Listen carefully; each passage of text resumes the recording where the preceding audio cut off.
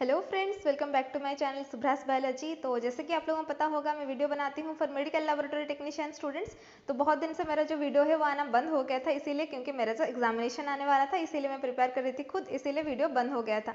लेकिन मेरा अभी एग्जाम खत्म हो गया है। अगर आप लोगों ने देखा नहीं है, वो SSC का लेबोरेटरी टेक्नीशियन का एग्जामिनेशन जो कि ओडिशा स्टेट बोर्ड की तरफ से हुआ था लेबोरेटरी टेक्नीशियन के लिए, वो वाला क्वेश्चन मैंने ऑलरेडी अपडेट कर दिया है, उसका आंसर की भी अपडेट कर दिया है। अगर आप लोगों ने ये वीडियो नहीं देखा है तो जाके देख लीजिए।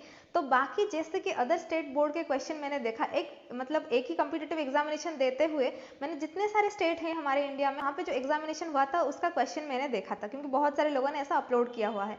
तो वहाँ पे देख के मैंने ये पता किया कि अगर आप लोग MCQ बुक प्रीफर करें फॉर योर एग्जामिनेशन, देन आप लोगों को ऐसा नहीं करना चाहिए, क्योंकि पहले आप लोगों को कंसेप्ट जो है, टेक्स्ट बुक का जो कंसेप्ट है, पहले उसको क्लियर करना चाहिए, उसके बाद ही आप लोगों को MCQ पे जाना चाहिए। ठीक है, तो इसीलिए मैं भी एक गलती कर चुकी थी कि मैंने भी MCQ बुक लेके मैं भी एग्जामिनेशन के लिए प्रिपेयर कर रही थी, जो कि अच्छा नहीं हुआ था। तो इसीलिए मैं चाहती हूँ कि आगे जितने भी सारे कॉम्पिटिटिव एग्जामिनेशन आने वाला है, तो यहाँ पे आप लोग अच्छे तरह से क्रैक कीजिए। तो इसीलिए मैं आप लोगों के लिए लेके आई हूँ, पूरा सीरीज में बनाऊंगी। मेडिकल लेबोरेटरी टेक्नीशियन का जो सिलेबस है वो मेरे पास है, तो उसी हिसाब से कंसेप्चुअल के आप लोगों का जो टेक्स्ट बुक का जितने सारे थ्योरीज पार्ट होगा, मैं वहाँ इस वीडियो में जितना हो सकता है मैं उसको बनाने की ट्राई करूंगी। उसके बाद मैं आप लोगों को मल्टीपल चॉइस क्वेश्चन भी प्रोवाइड करूंगी। अगर आप लोग चाहो, अगर आप लोग मेरे को कमेंट भी करो कि मॉक टेस्ट आप लोगों को चाहिए, तो मॉक टेस्ट भी मैं प्रोवाइड करूंगी PDF पूरा बना के, जितने भी सारे आगे एग्जामिनेशन आने वाला है, इसीलिए आप लोगों को ये भी बेहतर होगा। ठीक है, तो आज मैंने एक टॉपिक लिया है एनाटॉमी से, दैट इज द टिश्यू। तो हम लोग पूरे जितने सारे इंपॉर्टेंट टर्म्स हैं, इंपॉर्टेंट वर्डिंग्स जो मैंने देखा है कि अदर स्टेट बोर्ड में भी आप लोगों का क्वेश्चन पूछा गया है, उसको देख के मैं ये प्रिपेयर कर रही हूँ, इसीलिए ये बहुत ही इंपॉर्टेंट होने वाला है गाइस। इसलिए वीडियो को पूरा एंड तक देखना। ठीक है, चैनल पर पहली बार आए हो तो चैनल को सब्सक्राइब जरूर कर लीजिए। ठीक है, वीडियो अच्छा लगे तो लाइक भी कर देना। तो फिर चलिए चलते हैं, आज का जो नया टॉपिक है that is the tissues, animal tissues. So tissues कितने टाइप के होते हैं, what are the types of tissues and its origin, characteristics, function, will discuss everything. ठीक है, तो basically we have 4 types of tissues. First one is the epithelial tissue, next one is the connective tissue, third one is the muscular tissue and fourth one is the nervous tissue. तो first one epithelial tissue, ये क्या होता है and its types we will discuss in this video. ठीक है, तो पूरा and तक देखना। तो epithelial tissue होता है, जो क्या होता है, it means AP means above, तो it gives a protection towards our body। तो ये जो है एपिथेलियल टिश्यू, ये प्रोटेक्शन प्रोवाइड करता है हमारे बॉडी को। उसके बाद आप लोगों का जो कनेक्टिव टिश्यू है, इसका मतलब है इट कनेक्ट्स। ठीक है, ये कनेक्ट करने में हेल्प करता है, ये जो टिश्यू होता है। नेक्स्ट आप लोगों का होता है मस्कुलर टिश्यू। मस्कुलर यानी लोकोमोशन या फिर मूवमेंट के लिए जो टिश्यू हेल्प करता है, that is called as muscular tissue. And finally आप लोगों का है नर्वस टिश्यू। नर्वस टिश्यू का मतलब होता है सिग्नल्स। अगर आप लोगों का कुछ भी स्टिमुल होता है या फिर मस्क्यूटो आप लोगों को बाइट कर दिया, तो स्टिमुली रेस्पॉन्स आप लोगों के बॉडी में, ब्रेन के अंदर कैसे जाता है, थ्रू दिस सिग्नल। ये जो सिग्नल जो होता है, ये कंडक्ट होता है एक सेल से, एक टिश्यू से दूसरे टिश्यू तक, तो ये काउंट करता है, that is the nervous tissue. तो ये 4 टाइप्स के टिश्यूज होते हैं, which is very much important. तो today in this video we are going to discuss about the epithelial tissue, types of epithelial tissue.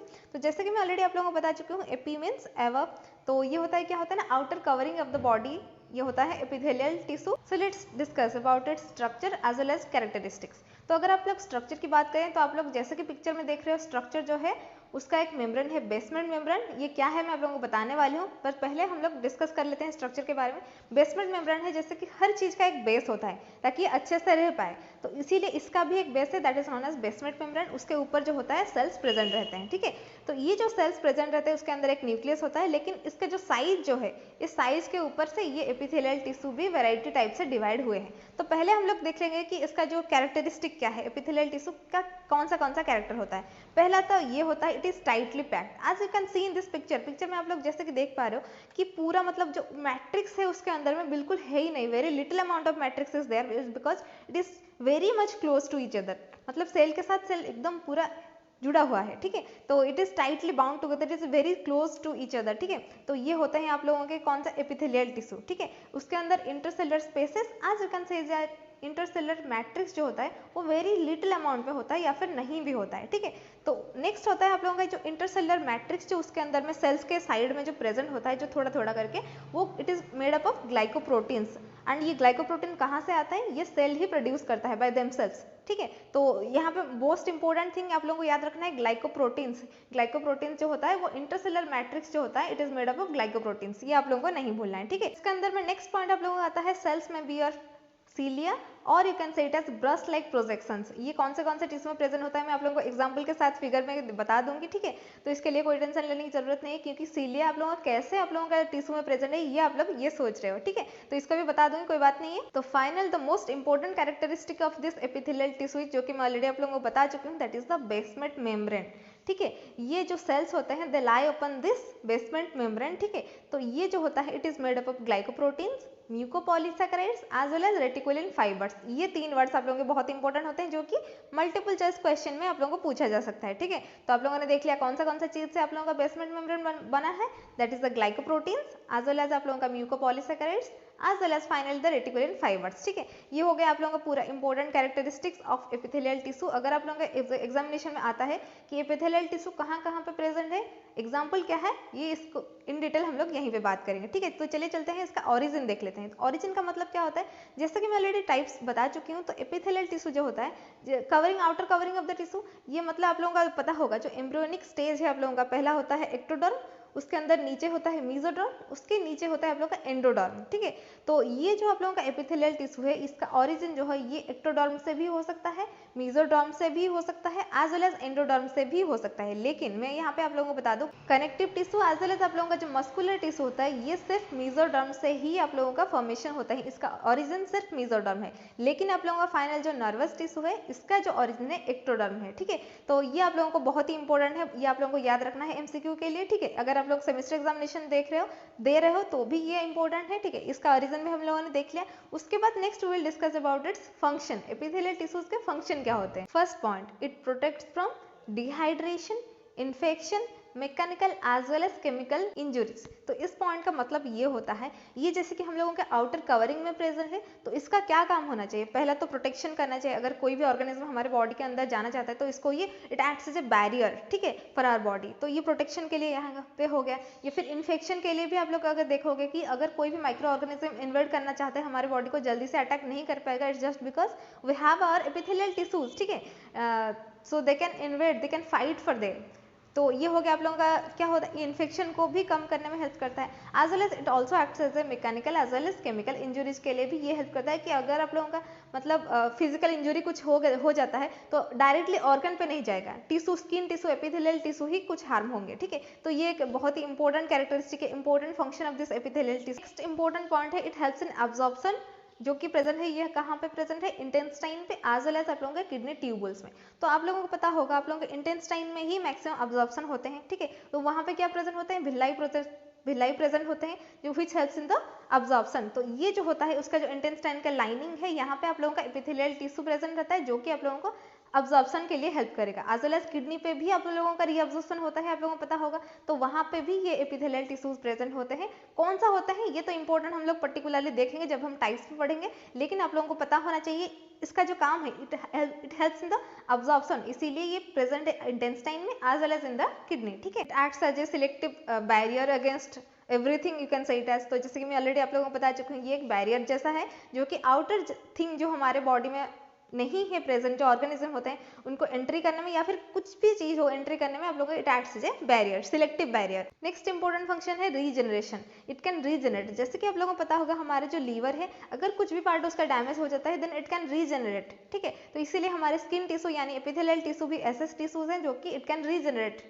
तो गाइज ये हो गया आप लोगों का एपिथेलियल टिश्यूज के फंक्शन क्या क्या होते हैं। नेक्स्ट हम लोग बात करेंगे इतना सा एक इंपॉर्टेंट चीज जो कि आप लोगों ने कहीं पे भी टेक्स्ट में पढ़ा होगा या फिर ध्यान नहीं दिया होगा, लेकिन इसके अंदर से हमारे जो OSSE में एग्जाम में एक क्वेश्चन पूछा गया था। इसको मैं भी इग्नोर किया था मतलब पढ़ने के टाइम पे कि ये क्या है, मतलब इसमें से क्वेश्चन नहीं आ सकते हैं, लेकिन गाइज इसी में से ही क्वेश्चन आया था। तो इसीलिए गाइज आप लोगों को एक छोटी छोटी बातें मैं बता रही हूँ, आप लोगों को इसको ध्यान से देखना है क्योंकि कहीं से भी MCQ आ सकता है, ठीक है। अगर आप लोग चाहते हो कि अगर आप लोगों का सिलेक्शन हो जाए तो अच्छे से थोड़ा सा बिट बाय बिट आप लोगों को देखना पड़ेगा, इसीलिए तो मैं प्रोवाइड करा रही हूँ आप लोगों को, छोटा छोटा टॉपिक ले रही हूँ, उसके अंदर में जितने सारे इंपॉर्टेंट टर्म्स टर्मिनोलॉजी होंगे तो आप लोगों को उसको ध्यान से देखना है, उसका मीनिंग जानना है, कहाँ पे प्रेजेंट है उसको देखना है, ठीक है। Next we will discuss about its interconnections, then you will say what is interconnections. तो इंटरकनेक्शन में हम लोग पहला जो देखेंगे डेस्मोजम्स।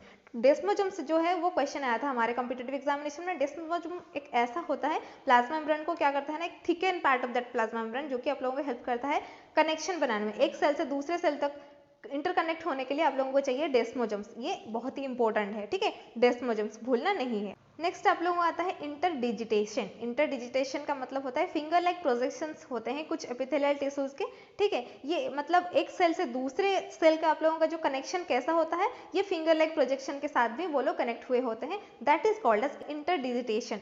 नेक्स्ट होता है आप लोगों का tight junction, so they are tightly attached to each other so that it acts as a barrier. तो इसीलिए तो आप लोगों ने स्ट्रक्चर को देखा होगा कि they are present very close to each other, ठीक है, तो इसीलिए कहीं पे भी कुछ भी ऑर्गेनिज्म हो चाहे कुछ भी हो, एंट्री करने के लिए it acts as a selective barrier, ठीक है, ये आप लोगों का देख लिया। ये आप लोगों होता है इंटरकनेक्शंस, 3 वर्ड मैंने बताई यहाँ पे, desmosomes, interdigitation as well as tight junction, ठीक है, तो ये आप लोगों का पूरा हो गया। Next we will discuss about this important, that is the types of epithelial tissue. तो एपिथेलियल टिश्यू जो होते हैं वो मेनली डिवाइड हुए हैं simple as well as compound में। तो सिंपल में आप लोगों का आ गया है simple squamous, simple cuboidal, simple columnar, ciliated, glandular, sensory as well as germinal tissues. As आप लोगों का कंपाउंड में आएगा स्ट्रैटिफाइड एपिथेलियम। तो आप लोग ये पूछोगे कि ये सिंपल और कंपाउंड में क्या डिफरेंस होता है। नॉर्मली जैसे सिंपल और कंपाउंड में डिफरेंस होता है, यहाँ पे भी ऐसा होता है। सिंपल यानी it consist of only 1 layer, basement membrane होगा, 1 लेयर होगा, that is called as simple. But when it comes to our compound, तो कंपाउंड में आप लोगों का जो स्ट्रैटिफाइड एपिथेलियम उसका एग्जांपल है। स्ट्रैटिफाइड एपिथेलियम का मतलब होता है मल्टीपल लेयर्स। यहाँ पे बेसमेंट मेम्ब्रेन हो गया, यहाँ पे एक लेयर हो गया सेल, उसके ऊपर नेक्स्ट फिर से सेल, नेक्स्ट फिर से सेल, अगर मल्टीपल लेयर होता है that is called as stratified epithelium. Guys word important है, स्ट्रैटिफाइड एपिथेलियम कहाँ पे आप लोग बोलोगे, when there is a multiple layers of cells, ठीक है। बट इसको हम अगर हम लोग अभी तक मतलब उसको स्टॉप करेंगे, उसके बाद हम लोग जाएंगे सिंपल के ऊपर, क्योंकि यहाँ पे ही मेनली इंपॉर्टेंट एग्जामिनेशन में क्वेश्चन पूछा जाता है कि कहाँ पे किस जगह पे मोस्ट इंपॉर्टेंट थिंग्स कहाँ कहाँ पे प्रेजेंट होते हैं, जैसे कि alveoli of lungs, kidney tubules, mouth and oesophagus lining, ठीक है, ये सारे में कौन सा टिश्यू जो होते हैं प्रेजेंट होता है, ये बहुत ही इंपॉर्टेंट है गाइस एमसीक्यू के लिए, ठीक है। तो पहला हम लोग देखेंगे first one, that is the simple squamous epithelium. नाम से ही सिंपल है, स्क्वामस यानी बेसमेंट मेम्ब्रेन रह गया है यहाँ पे, उसके ऊपर एक फ्लैटेंड सेल्स रहेंगे। सो ये जो लेयर रहेगा थीन रहेगा, जैसे कि आप लोग इस पिक्चर में देख रहे हो, it is flattened, it is very much thin, it helps in the filtration. इसका काम और कुछ नहीं है, it helps in the filtration, ठीक है। ये आप लोगों का कहाँ पे प्रेजेंट है, मोस्ट इंपॉर्टेंट माउथ, यानी यहाँ पे आप लोगों का बकल कैविटी है, उसके बाद आप लोगों का ईसोफागस। तो ईसोफागस क्या होता है, फूड पाइप, ठीक है, जो कि आप लोगों का स्टोमक के लाइन पे ही छोड़ता है। So that oesophagus and as well as mouth, इसके लाइनिंग पे आप लोगों का कौन सा टिश्यू प्रेजेंट है, simple squamous epithelial tissue. Whereas अगर आप लोग देखोगे जो स्ट्रैटिफाइड एपिथेलियम मैंने बताए थे कंपाउंड में, तो उसका एग्जांपल हो जाएगा स्किन। हमारा होल टोटल स्किन जो है मल्टीपल लेयर है, तो ये आप लोगों का क्या होता है ना, ये कंपाउंड में आ जाता है। आप लोगों का कंपाउंड टिश्यू है, ये स्ट्रैटिफाइड एपिथेलियम है, उसका एग्जांपल है स्किन। गाइस बहुत ही इंपॉर्टेंट है, आप लोगों को ये याद रखना चाहिए बिल्कुल, ठीक है। नेक्स्ट हम लोग देखेंगे कि और ये जो सिंपल स्क्वामस जो टिश्यू रहेंगे, इसका जो सेल्स रहेंगे वो क्या रहेंगे ना, इरेगुलर इन शेप रहेंगे, उसका कुछ रेगुलर शेप नहीं होगा। तो 3 पॉइंट यहाँ पे मैंने बताया, first one it is flat, it is thin, it is irregular in shape, it helps in the filtration. Next ये जो सिंपल आप लोगों का जो स्क्वामस सेल था, ये थोड़ा सा डेवलप हो गया, फिर से आप लोगों का क्या बन गया, सिंपल क्यूबोइडल एपिथेलियल टिश्यूज, ठीक है। तो यहाँ पे मैं बीच बीच में कहीं पे सेल भी बता देती हूँ, लेकिन आप लोगों को समझ में आना चाहिए कि group of cells are joined together to perform a specific function that is called as tissues. So tissues are made up of cells only. तो अगर मैं कहीं पे भी सेल्स बता रही हूँ तो it means you have to understand that it is tissues, right. तो यहाँ पे जो नेक्स्ट टिश्यू है सिंपल क्यूबोइडल एपिथेलियल टिश्यूज, नाम से ही पता चलता है क्यूबोइडल टिश्यू यानी इसका शेप जो है इरेगुलर नहीं है, आज जैसे कि आप लोगों का स्क्वामस में था, इसका जो स्ट्रक्चर होगा वो क्यूबोइडल रहेगा। क्यूब आप लोगों ने देखा होगा आइस क्यूब्स, तो वैसा स्ट्रक्चर रहता है इस सेल का। तो ये जो सेल है उसका जो अगर हम लोग देखेंगे उसका जो हाइट है आज similar to that of the wideness of that particular cell, ठीक है, tallness is equal to wideness, ठीक है। तो इसका जो स्ट्रक्चर ऐसा है, आप लोग जैसे कि पिक्चर में देख रहे हो, एक न्यूक्लियस होगा, बेसमेंट मेम्ब्रेन भी होगा उसका, और उसका मेन इंपॉर्टेंट है ये कहाँ पे प्रेजेंट होता है, क्यूबोइडल एपिथेलियल टिश्यू कहाँ पे प्रेजेंट होता है, ये जितने सारे ग्लैंड्स हैं हमारे वहाँ पे प्रेजेंट होते हैं, जैसे कि हमारा हो गया salivary gland, sweat gland, thyroid gland, lining of kidney tubules. तो ये सारी जगह पे आप लोगों का क्या होता है ना, ये जो आप लोगों के क्यूबोइडल एपिथेलियल टिश्यू प्रेजेंट होते हैं, because it acts as a secretory function as well as absorption भी करते हैं। जैसे कि हम लोगों ने देखा था स्क्वामस जो होता है it helps in the filtration. तो यहाँ पे क्या होता है ना, ये अब्जॉर्प्शन भी करते हैं, ये आप लोगों के जो क्यूबिडल टिश्यूज होते हैं ये अब्जॉर्प्शन भी करते हैं, कुछ टिश्यूज इसके सिक्रेटरी भी होते हैं और कुछ टिश्यूज इसके एक्सक्रीशन में भी हेल्प करता है, ठीक है। तो ये हो गया आप लोगों का थोड़ा सा डेवलप्ड हुआ squamous cell, that is the cuboidal epithelial tissue. Next ये थोड़ा सा और डेवलप हो गया और उसके बाद ये थोड़ा बन गया columnar, simple columnar epithelial tissue. जैसे कि आप लोग पिक्चर में देख सकते हो, एक न्यूक्लियस के साथ बेसमेंट मेम्ब्रेन भी है स्ट्रक्चर। उसके बाद फंक्शन हम लोग देखेंगे, ये जो है थोड़ा सा उसका जो हाइट होगा, टॉलनेस होगा थोड़ा ग्रेटर देन इट्स वाइडनेस, ठीक है। उसका ब्रेथ जो होगा उससे हाइट जो होगा वो ज्यादा होगा क्योंकि कलमनर शेप है, राइट, जैसे कि आप लोग इस पिक्चर में देख रहे हो। तो ये इसका जो होता है, ये मेन इंपॉर्टेंट थिंग है, इसका ब्रश लाइक बॉर्डर होता है, यानी finger like projections are there as you can see in this picture. It helps in the absorption. जैसे कि मैंने फंक्शन ऑफ एपिथेलियल टिश्यू में बताया था कि इसका अंदर में माइक्रोविलाई प्रेजेंट होता है which helps in the absorption। तो इसीलिए ये कहाँ पे प्रेजेंट होना चाहिए गाइस, तो ये प्रेजेंट होना चाहिए हमारे अब्जॉर्प्शन कहाँ पे होता है, इंटेस्टाइन में। So lining of intestine, lining of stomach, gall bladder, तो यहाँ पे प्रेजेंट होते हैं आप लोगों के simple columnar epithelial tissues which is also absorptive in nature, secretory in nature, ठीक है। तो ये आप लोगों ने देख लिया, ये आप लोगों को मतलब याद रख लेना चाहिए कहाँ कहाँ पे कौन सा टिश्यूज प्रेजेंट होते हैं, गाइज पूछा जाता है। ये इंटेस्टाइन वाला तो बहुत ही इंपॉर्टेंट है, तो इसलिए आप लोगों को याद रखना है सिंपल कलमनर एपिथेलियल टिश्यू कहाँ पे प्रेजेंट होता है, इंटेस्टाइन में प्रेजेंट होता है। It's just because it has finger like projections और you can say it as microvilli which helps in the absorption, ठीक है। तो गाइस ये हो गया आप लोगों का। नेक्स्ट आता है आप लोगों का सिलिएटेड एपिथेलियल टिश्यू, यानी it has cilia like structures, जो कि आप लोगों का क्या होता है ना, ऐसे स्ट्रक्चर जैसे कि आप लोग इस पिक्चर में देख रहे हो। तो ये जो सिलिएटेड एपिथेलियल टिश्यू होते हैं वो क्यूबिडल शेप भी हो सकते हैं, कलमनर शेप भी हो सकते हैं। It has cilia on its surface which helps in the movement. जहाँ पे आप लोगों को कुछ मूवमेंट चाहिए होता है तो वहाँ पे ये सिलिएटेड एपिथेलियल टिश्यूज प्रेजेंट होंगे। सिलिया हेयर लाइक प्रोजेक्शंस, ठीक है। तो जैसे कि आप लोग इस पिक्चर में देख रहे हो, तो ये कहाँ कहाँ पे प्रेजेंट होते हैं, रेस्पिरेटरी ट्रैक्ट में, urinary tubules of kidney, as well as ये आप लोगों का कहाँ पे प्रेजेंट होते हैं, फैलोपियन ट्यूब में। तो ये फैलोपियन ट्यूब में क्यों प्रेजेंट होते हैं, जैसे कि आप लोग स्ट्रक्चर देख रहे हो फैलोपियन ट्यूब का, फैलोपियन ट्यूब में आप लोगों का क्या होता है ना, एक को आना होता है यूटेरस को, फैलोपियन ट्यूब से ये मूव करते आता है, ठीक है। तो इस मूवमेंट के लिए उसको चाहिए एनर्जी। तो यहाँ कहाँ पे मतलब सीलिया जो होते हैं, they are the finger like projections, उनके अंदर में जो सीलिया होता है which helps in the movement, ठीक है। तो ये क्या करता है ना, एक अच्छे से easily it can move to the uterus, ठीक है। तो इसीलिए ये हो गया आप लोगों का जो सिलिएटेड एपिथेलियल टिश्यूज। उसके बाद आप लोगों का ग्लैंडुलर है, सेंसरी है, जर्मिनल है, ये बहुत सारे हैं जो कि इतना भी इंपॉर्टेंट नहीं है, नाम सिर्फ पता होना आप लोगों को चाहिए, इसीलिए मैं यहाँ पे बता देती हूँ। अगर आप लोगों को ज़्यादा भी पढ़ना है आप लोग पढ़ सकते हो, कोई बात नहीं, लेकिन मतलब कॉम्पिटिटिव एग्जामिनेशन के लिए जितना इंपॉर्टेंट था मैंने उतना बता दिया है, ठीक है। तो गाइज ये होता है आप लोगों का एपिथेलियल टिश्यू। नेक्स्ट वीडियो में हम लोग बात करेंगे नेक्स्ट टिश्यू के बारे में, that is the muscular tissue, या फिर हम लोग नर्वस टिश्यू के बारे में बात करेंगे। तो ये वीडियो अगर आप लोगों को अच्छा लगा तो don't forget to hit that like button, ठीक है। चैनल पर पहली बार आए हो सब्सक्राइब कर लेना, इससे मुझे भी इंस्पिरेशन मिलती है ताकि मैं ऐसा ही वीडियो बनाती रहूँ, ठीक है। अगर आप लोगों को और कुछ जानना है तो आप लोग मुझे कमेंट भी कर सकते हो, या फिर आप लोग मुझे इंस्टाग्राम पर भी फॉलो कर सकते हो, my Instagram ID is there in the description, ठीक है। तो तब तक के लिए इस वीडियो को अच्छे से देखते रहिए, थैंक यू।